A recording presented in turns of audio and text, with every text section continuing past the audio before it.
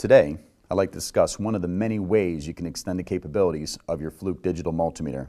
At Fluke, we have both AC as well as AC and DC current measuring capabilities. To measure AC current, simply insert your test leads into the jacks. Now, in this case, you would go into your common as well as your milliamp jacks.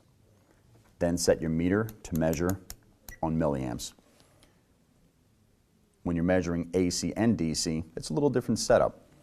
So what you want to do is set your meter 2 millivolts, unplug the jacks, and in this case, you're going to go into your voltage as well as your common inputs.